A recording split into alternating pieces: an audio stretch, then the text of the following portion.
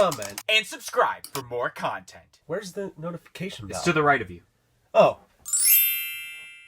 What's up, guys? It's DK Wrestler here from a Funko Podcast, and in today's video, I'm talking about the brand new wave of Monsters Inc. Funko Pops. But before that happens, make sure you press the subscribe button for more content like this video in the future, and press the little bell beside it to be notified of when that future content gets released. But anyways, guys, let's check it out. So like I said, in today's video, I'm going to be talking about the brand new 20th anniversary wave of Monsters Inc. Funko Pops, and I am super excited about this wave. Now, this wave has 8 Funko Pops in total, with 5 of them being commons and 3 of them being exclusives. I think it's something that's kind of been rumored for a little bit now, and it definitely makes sense because this year in 2021 is the 20th anniversary of Monsters Inc. I believe it's in November, actually, the beginning of November. Now, although this wave of Monsters Inc. Pops do have like one character that has a few different variants of themselves, overall the wave is actually pretty great, which we're gonna go one by one, starting off with the commons and then make our way to the exclusives. So first off, to kick this common set of Pops off,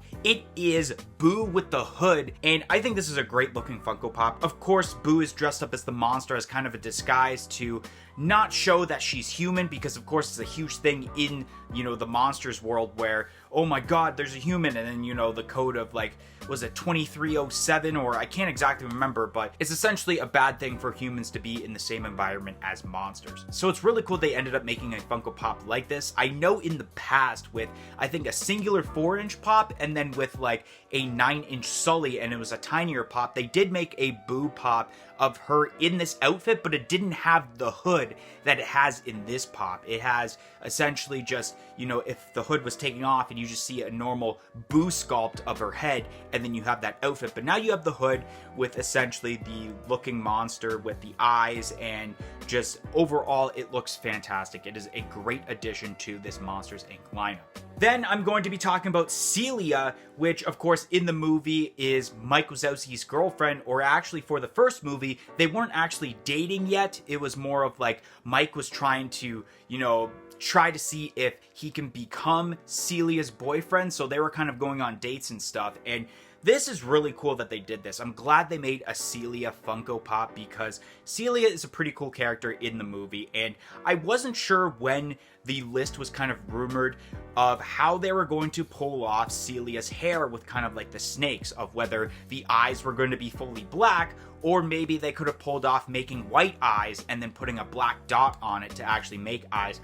But they went the safe route with this Funko Pop and made it completely black eyes, kind of like how Funko had done the SpongeBob with Gary for the Pop Town with the Pineapple House, where Gary's eyes were completely black, and unfortunately it wasn't like a white eye with a black dot or even a white eye overall. So it makes sense that they went down the route of having just black eyes, and I love the tongue sticking out on a couple of the snake hairs there, and I love the little rattlers on part of the strands of Celia's hair. The green outfit is great. Everything about this Pop is great, and it even has a stand too, because a lot of, I guess I would say, women Pops, they have skinnier legs, so they need a stand so that they can stand properly and not fall over. Now I'm going to be talking about the Mike Wazowski with mitts Pop, which this is a great looking Funko Pop. This is actually the first ever Mike Wazowski Pop since like the very OG Disney waves, from like, I think wave 1, I don't even think it was wave 2, I think it was wave 1, like one of the first 10 Disney Pops made.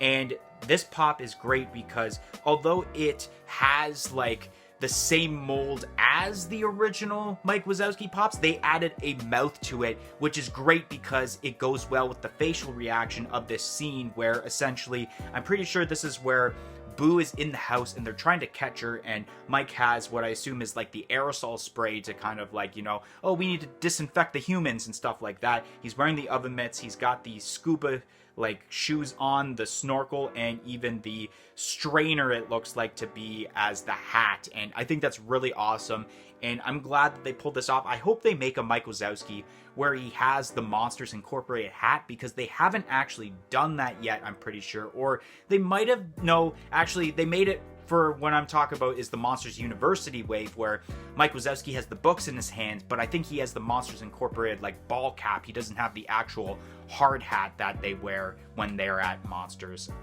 Incorporated. Then I'm going to be looking at the Sully with lid pop, which I'm pretty sure for this scene, this goes along with the Mike Wazowski with the oven mitts, where this is essentially, I guess, Sully's attire when him and Mike are trying to catch Boo, since Boo is in the house there in their little apartment.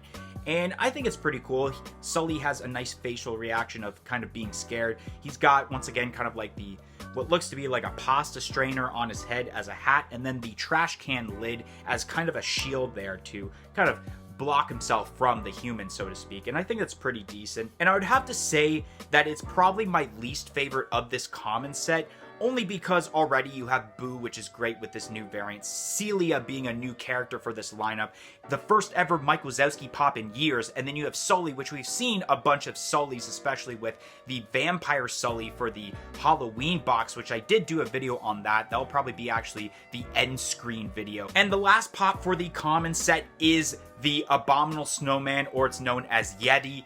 This is great. I am glad that they made a Yeti Funko Pop, and especially we all know that famous scene of essentially him with the snow cones, and he's like, snow cones? This is so amazing. I love the smile on the Yeti's face. You got the snow cones there being yellow and everything, and it's just so great. It's kind of a simple pose for this mold, but it's very effective because he is showing off the snow cones, and essentially I feel like that's all you would need the Yeti to do in this Funko Pop per se. Now we are going to be looking at the exclusive Funko Pops, which of course the photo I have provided here is the glam shot that was shown, because as of right now when I'm recording this video, there's no official glam shots from like the Funko app to show the exclusives. So the first one I'm going to talk about is the Funko Shop exclusive, what looks to be Sully holding Boo, which I think it's really cool. I like the idea of them doing that as a mold, or a variant of Sully I should say, because of the fact that a long time ago, and I kind of mentioned earlier in the video about this already, is that 9-inch Sully that has Boo with them.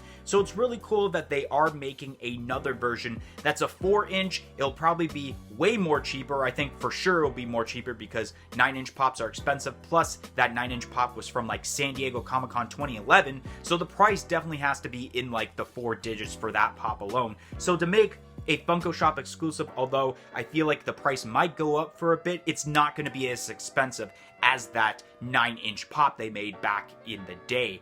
And it's really cool. He's got the scared face, he's got the box with Boo in it, and Boo is making kind of like a tongue sticking out kind of face, and that's really funny for this pop. And I'm glad that they're making a pop like this, because you kind of get this as like a pop and buddy per se as terms to this variant of Sully. Then we have ourselves the Sully with trash lid flocked variant that will be exclusive to Amazon.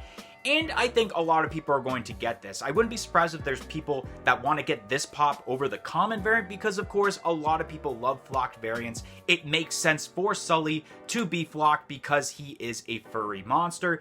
And I think the blues and the purples involved with Sully will turn out very well in flocked form compared to what they will look like in the normal vinyl plastic for the common variant. And I think it's pretty decent.